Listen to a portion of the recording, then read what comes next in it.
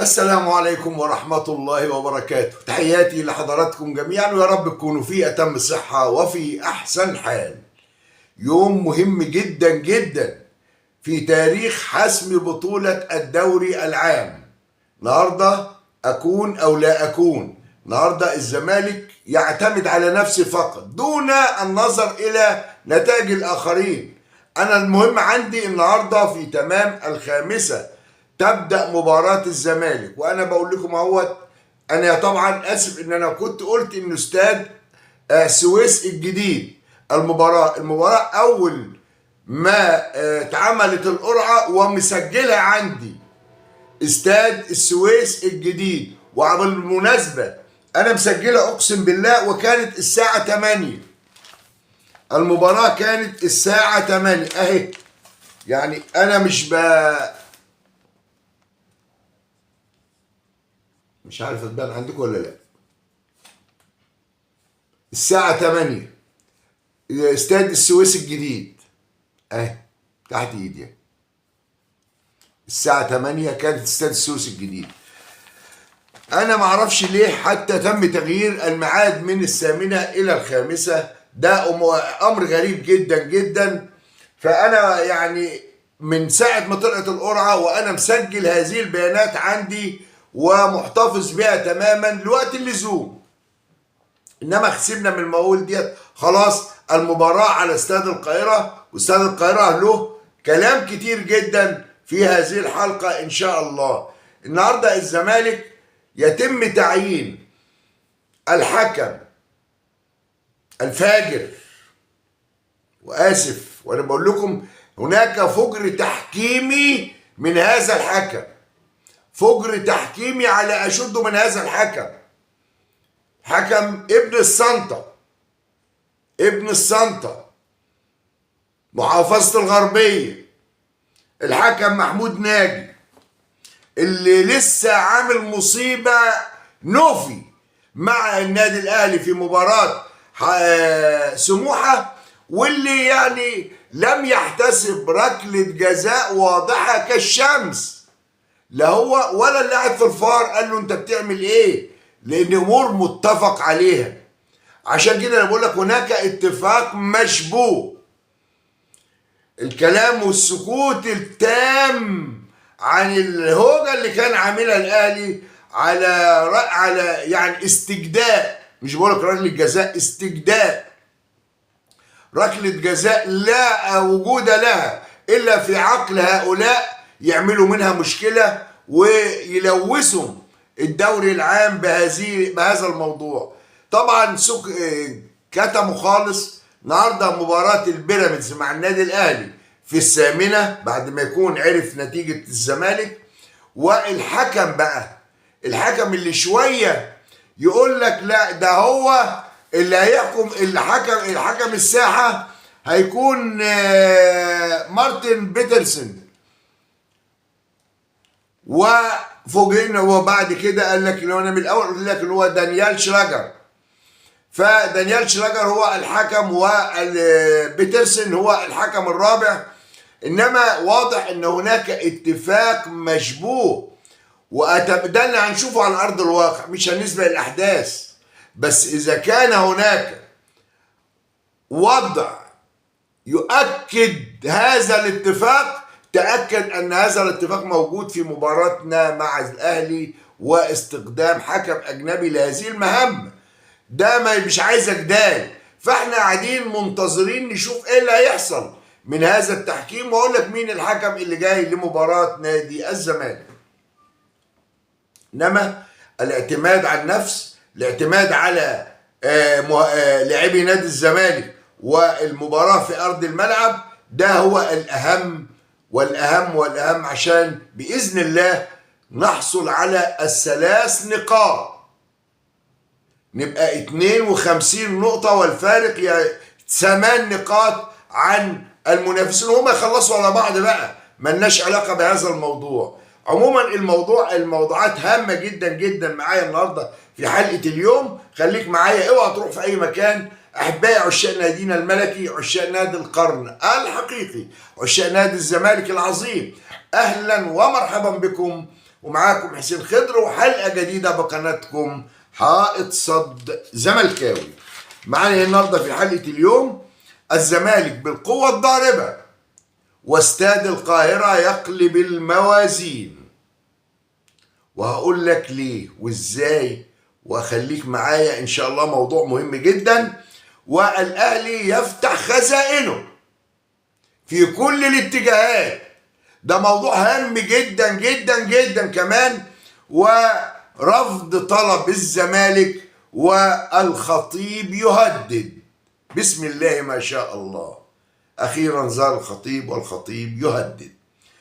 تعالوا نروح نشوف موضوعاتنا، بس رجاء من حضراتكم دائما دعم القناة باللايك والشير، مهم جدا جدا صوتي يوصل لأكبر قدر من الناس. كمان الإخوة المحترمين الأفاضل اللي بيشرفوني لأول مرة، الاشتراك في القناة وتفعيل جرس التنبيهات، وطبعا تعليقاتكم شيء يسعدني جدا جدا. ونروح لأولى فقرات حلقة اليوم والموضوع الأهم وبالتسلسل. مباراتنا الساعة 5، نبدأ بمباراتنا والزمالك بالقوة الضاربة واستاد القاهرة يقلب الموازين. طبعا انبي في المباراة الأولى قدروا إن هم ياخدونا لعركة، ياخدونا لخناقة، ياخدونا التنويم من الشريعي. وانا قلت لك الشريعي ده اهلاوي قلبا وقالبا، سيبك من الكلام الفارغ اللي بيقول لك الزملكاوي. انهم هم ما كانوش عايزين يلعبوا في البطوله، ما يهمناش، احنا كنا عايزين نلعب في تحت في الدرجه الادنى عشان خاطر نلعب مباراه اكتر وحاجات من هذا القبيل، وعباره عن تنويم من الاخ ايمن الشريعي. وطبعا حماس شديد جدا، لانه طبعا اللاعيبه بتاعت نادي انبي لاعيبه متوسط الاعمار، عندها اقل من نادي الزمالك، فطبعا لازم تتاكد ان اللياقه البدنيه والعنفوان والشباب ومش عارف ايه وفتحه الصدر والضرب عادي، لان احنا معانا حكم على الله حكايته.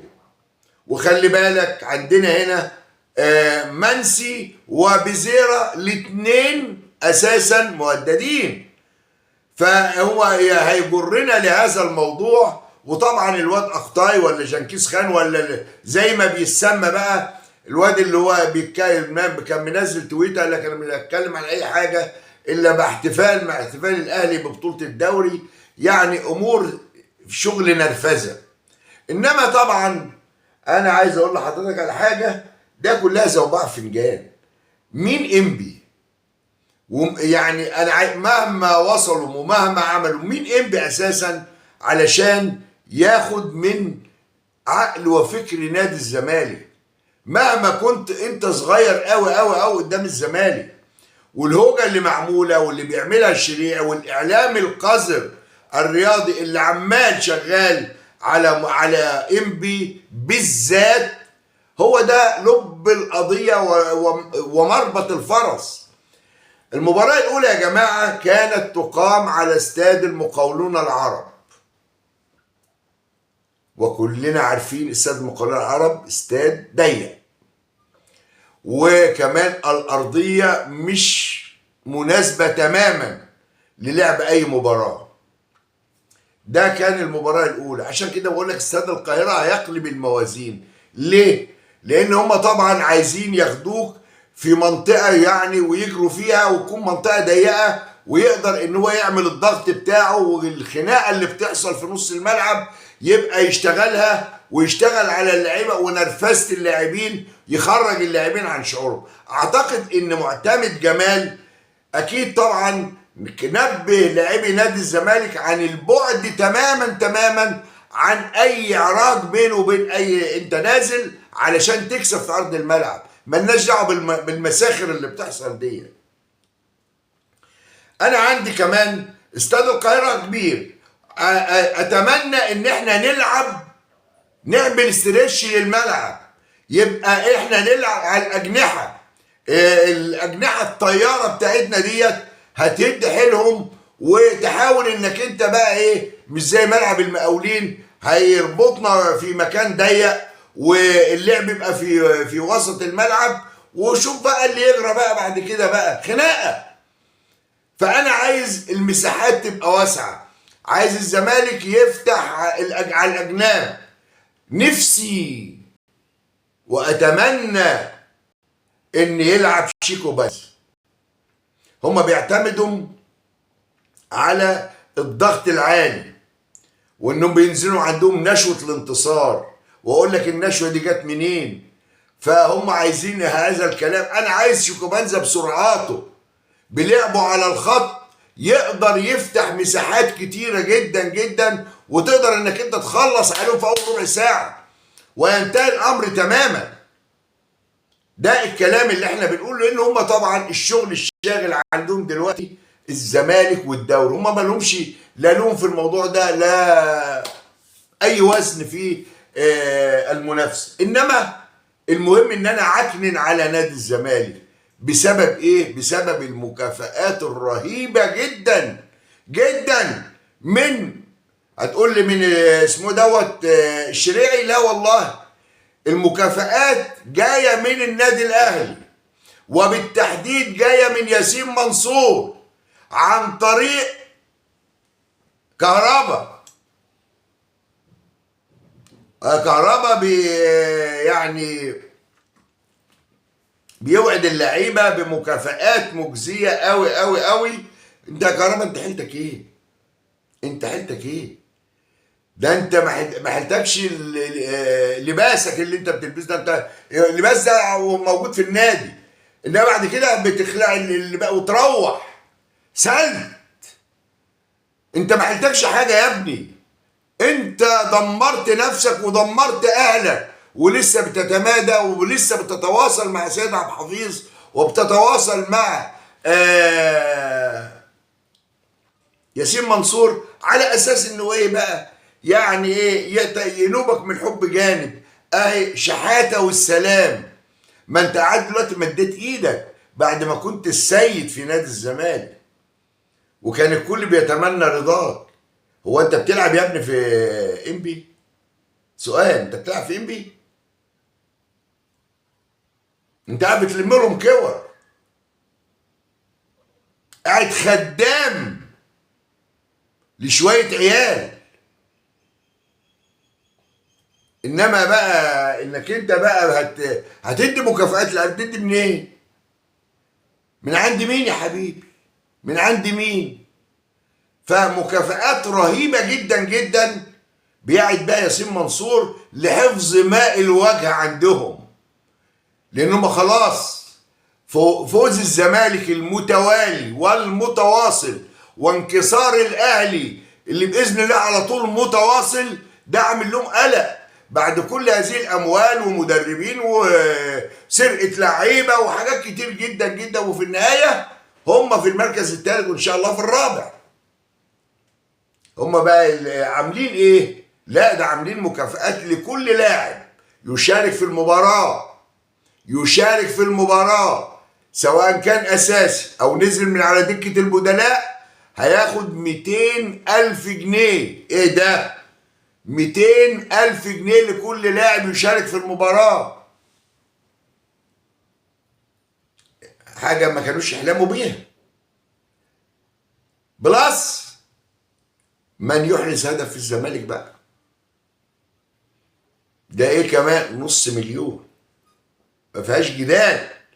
$500,000 ده. شفت بقى الفجعه اللي جت للاعبي انبي؟ طيب الناس اللي بتاخد، وده شيء خطير جدا ومؤشر خطير جدا جدا. انت دلوقتي اما نادي زي النادي الاهلي بيدي هذه المكافآت لفرقه بتلاعب الزمالك، ماذا انت فاعل وانت بتلاعب الاهلي؟ هتاخد برضه مكافآت على الهزيمه؟ انما عندنا ناس ما بتدورش، ناس ما بتسالش. اعمل اللي انت عايزه. ما هي بزراميط. الرياضه عندنا بقت بزراميط. الاهلي طبعا مهتم قوي بمباراه انبي اكتر من اهتمامه بمباراه بيراميدز، لان طبعا زي ما انتم عارفين الزمالك سيده. الزمالك هو المتربع. اهم حاجه يعني هات لعيبه من الزمالك، هات مدربين من الزمالك، هات اي حاجه تخص نادي الزمالك هم طرف فيها. فانا بتكلم على ان استاد القاهره حاليا دلوقتي يا جماعه استاد هيمتع، استاد ارضيه، تمام، ارضيه يعني بتشجع على اللعب. كمان الملعب واسع، تقدر انك انت تبني خطتك. واتمنى ان يكون شيكوبانزا اساسي في هذه المباراه، نخلص من المباراه بدري بدري عشان نبقى قاعدين مستريحين بقى كده. اما تيجي الساعه 8 بقى نبقى نقعد ايه وحاطين رجل على رجل ان شاء الله، واحنا بنشوف بقى الفرقه اللي تحت دي بتلعب بعضها. تمام، ماشي. اجي بقى لنقطة مهمة جدا، وهي ايه؟ موعد المباراة. المباراة ديت زي ما انا وريتكم وزي ما انا شو يعني مسجل عندي، المباراة في تمام الساعة 8. ايه اللي هحولها ل5؟ ماشي.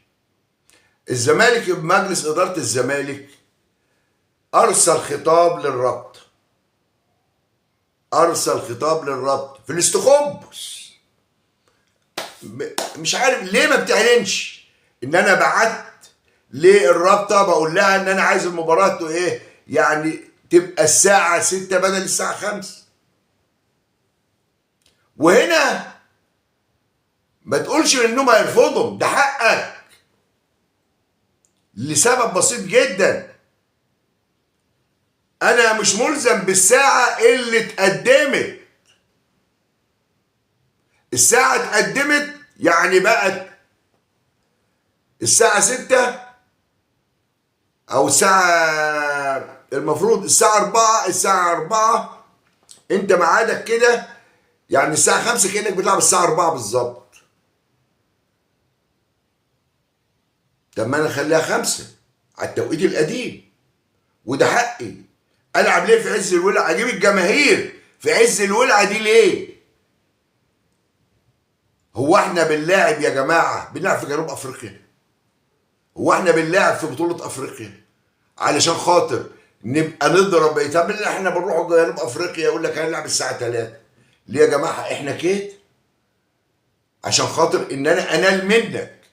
انما تلعبني الساعه 5، مين اللي عايز ينال مني بقى؟ مين اللي عايز ينال مني بقى؟ ما تفهموها لنا.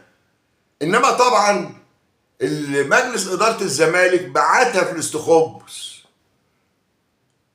انما احمد دودو، احمد دياب بعتها على العلن وقال لك الزمالك طلب تأخير المباراة ساعة لتقام السادسة بدلا من الخامسة. واحنا ما اختلفناش، ما هي الخامسة ديت يا جماعة هي التوقيت اللي احنا كنا شغالين عليه. ولو طالبت بحقك الرسمي ان المباراة الساعة 8، المباراة المفروض تكون الساعة 8 يا جماعة. انا عندي هنا مدونة وبيراميدز والاهلي الساعة 8 في استاد 30 يونيو، والزمالك وانبي الساعة 8. يبقى ايه اللي خلاها 5؟ ليه؟ قلنا بلاش، خليها من ناحيتنا شويه. انما المجلس عارف انه هينضرب، هياخد بالصرمه، فسكت. انما دياب طلع وقال لك ده جدول محطوط صعب التغيير فيه. صعب ليه يا عم؟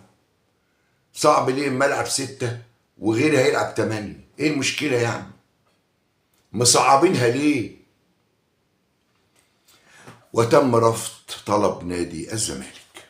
اروح معاك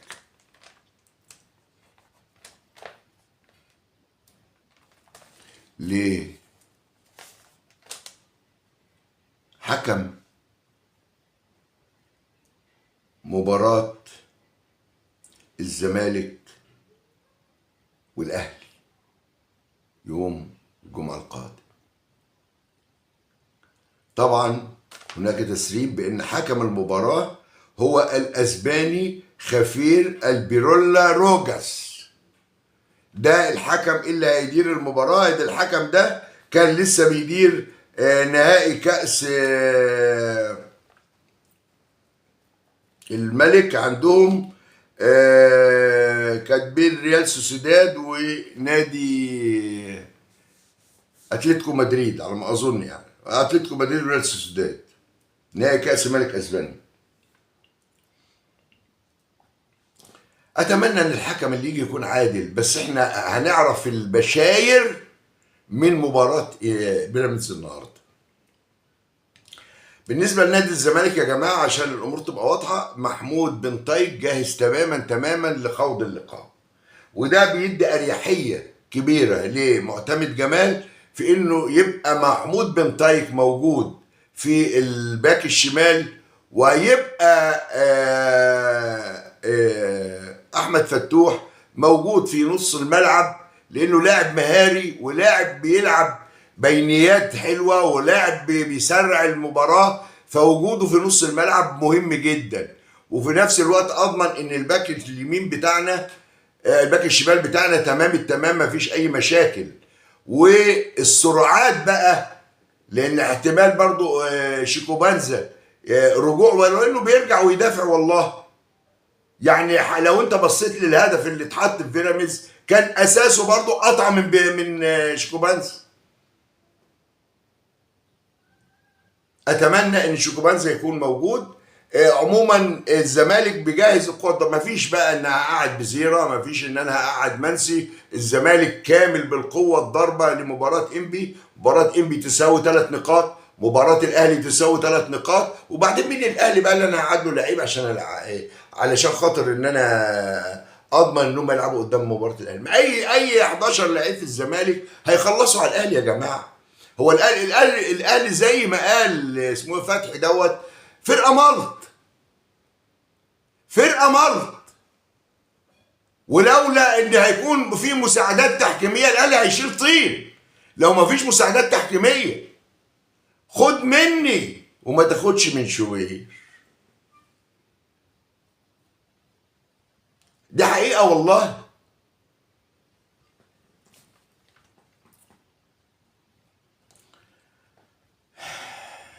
الزمالك طبعا هيحكمه محمود ناجي، ده هيبقى حكم ساحه. سمير جمال مساعد اول، محمد مجدي سليمان مساعد تاني، محمد ناصر ده حكم رابع، والفار ايه ده؟ ايه ده؟ موجود احمد جابر الواد اللي لسه ما نعرفش عنه اي حاجه، ومعاه محمد احمد الشناوي. اوعى تنسى احمد الشناوي، الراجل مثير للفتنه، دايما كان محلل مثير للفتنه. اللي اوعى تنسى ان هو اللي احمد الشناوي ابوه اللي هو اقر بركله جزاء حسين الشحات لما داس في بطن محمد حمدي، واتحسبت له هو ركله جزاء، واقرها احمد الشناوي. ابنه بقى هيبقى على الفار. عشان كده بقول لك هناك اتفاق مشبوه. انا قاعد منتظر اشوف ايه اللي هيحصل. سكوت الاهلي وسكوت اتحاد الكرة والدنيا ساكتة خالص دليل على ان هناك مصيبة تدبر بليل، ومفيش اسوأ او فرصة سانحة لتحقيق هذه الاتفاقية السيئة المشبوهة في مباراة انبي ومباراة بيراميدز. كلام واضح. طبعا محمود ناجي، كان الكلام عن محمود ناجي ان مين يا سيد ابو حفيظ احنا عايزين محمود ناجي. محمود ناجي يعني محمود ناجي اهلاوي يا جماعه، انا من الصنطه ومحمود ناجي من الصنطه.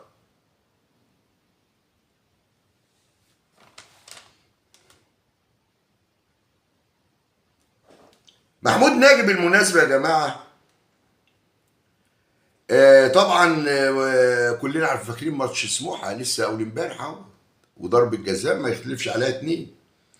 وفي مباراة البنك الأهلي اتغاضى الأهلي، البنك الأهلي، ما هو حكم الأهلي 3 ماتشات منهم سموحة، والبنك الأهلي مع الأهلي واللي طلع بالتعادل، وما رضيش يحسب ركلة الجزاء على محمد علي بن رمضان لما ادى محمد إبراهيم بالكوع.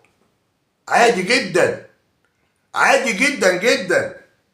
ومباراة حرس الحدود اللي طبعا اتلغى فيها هدف او اتحسب هدف اوفسايد تماما لجراديشار، وكملها كمان، ما اكتفاش بهذه المصيبة، ولكنه احتسب ركلة جزاء لطاهر محمد طاهر لما نط في البسيم، وكان المفروض ياخد انذار على هذه الفعلة، لا اداله ركلة جزاء. تاريخه مشبوه، تاريخه مشبوه والله.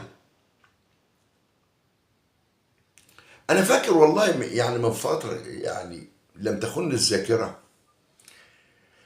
كان اعتقد هو كان برضو محمود ناجي كان في ماتش مش عارف مع داخلية يمكن حاجة زي كده، لما سامسون اكينوني شد من الفانيلا وما حسبش ركلة الجزاء. يمكن انتم تكونوا فاكرين برضو نفس الكلام دوت حصل. اروح بقى للخطيب يهدد. يا عم خطيب ما تقعد في بيتك بقى، كفايه عليك كده والله. العيار فلت وانت نيلت الدنيا. انما الخطيب طلع وقال لك اي لاعب مهما كان، اي لاعب مهما كان هو مين، وفي اي لعبه داخل النادي الاهلي لو مش عارف قيمه فانيله النادي الاهلي. ايه يعني فانيله النادي الاهلي؟ بوليستر رقاط، يعني ايه الفانيله يعني؟ مدهون احمر. ادي فانيله النادي الاهلي.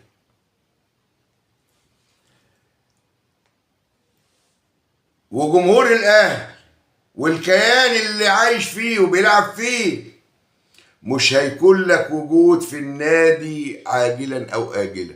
طب واجلا ليه؟ ما هو مش عارف الحاجات دي كلها، يبقى على طول مشيه، ولا هو كلام؟ مش عارف. ده الخطيب اللي طلع يهدد ليلة مباراة بيراميدز والاهلي وليلة مباراة الزمالك مع انبي. عموما بكرة ان شاء الله حافل بالمفاجآت، بس ان شاء الله وباذن الله الزمالك فايز، ونحتفل سويا بعد المباراة باذن الله بال 52 نقطة، والبعد تماما عن اقرب منافسينا ان شاء الله. بكده اكون وصلت معاكم لنهاية حلقة النهارده. اترككم في رعاية الله وعونه، والسلام عليكم ورحمة الله وبركاته.